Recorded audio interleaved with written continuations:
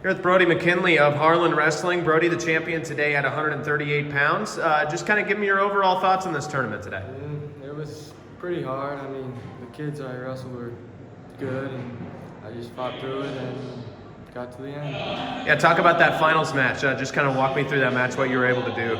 He was getting too far over. He was just messing around too much, and then I just caught him in a headlock and put it in the end. What are some of the things that you found that were working for you today, both offensively and defensively on the mat?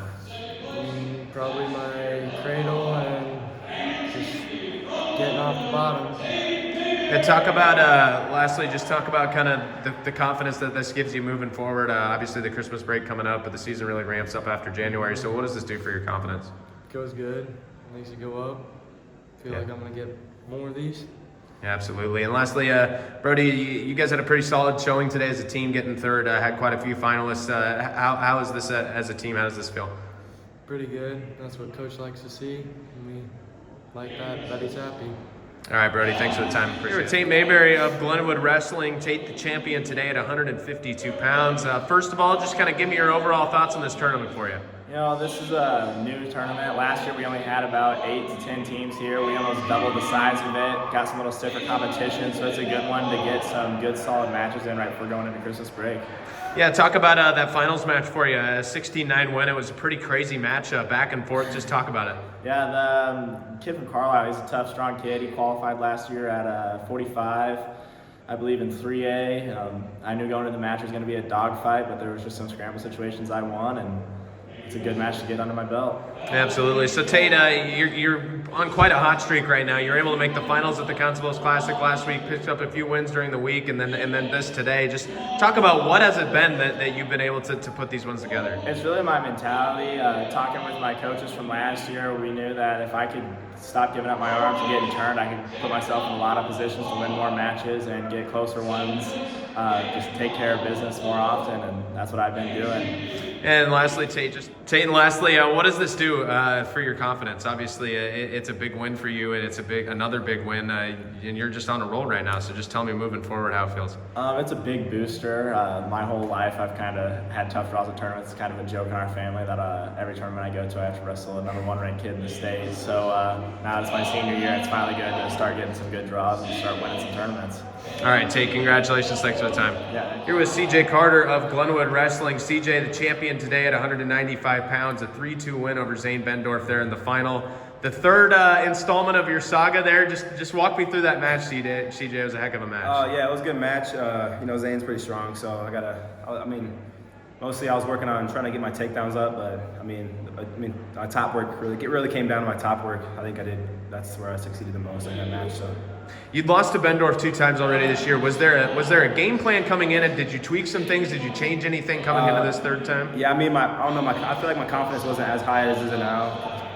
Just because I got more matches under my belt and more wins, so I felt more confident in my shots, my top work for sure. I was working on that during the MAC, and just some duels working up to this match. So I think that and my shots, my offense, opened up my offense more, and I think I got it done. So. You were able to ride out Bendorf for that entire second period. Just talk about how you were able to do that. Just switching it up, keeping it simple, for our knee, for our ankle, chops. I've been working on that all week, so that's really all it really is. So you are obviously on a pretty big tear right now, and this one is just another feather in your cap. Just talk about kind of the confidence you have right now and moving forward as well. After that match, my confidence boosted a lot more just because I was able to get the win the tournament. So just another win under my belt. It feels good. So more confident. Hopefully I can take it to him after a break.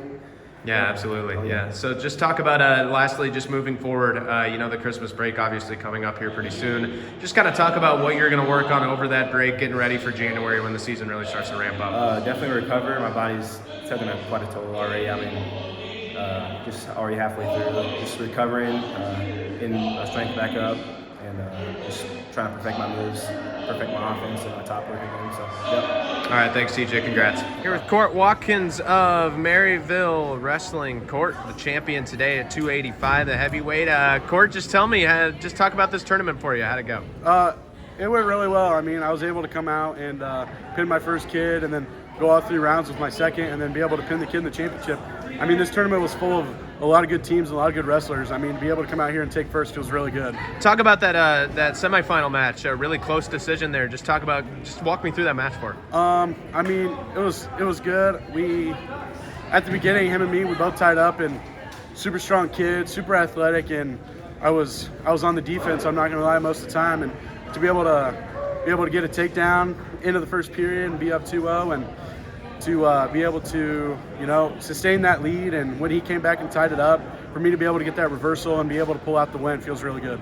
And Court, talk about that finals match. It made pretty quick work. Obviously, the first period was really competitive, but you're able to get the pin. Just talk about it. He's a super athletic kid, tied up and tried to ankle pick me, and he almost got it. I mean, good thing I'm a little quicker on my feet for a big guy, and so I was able to get the takedown, and I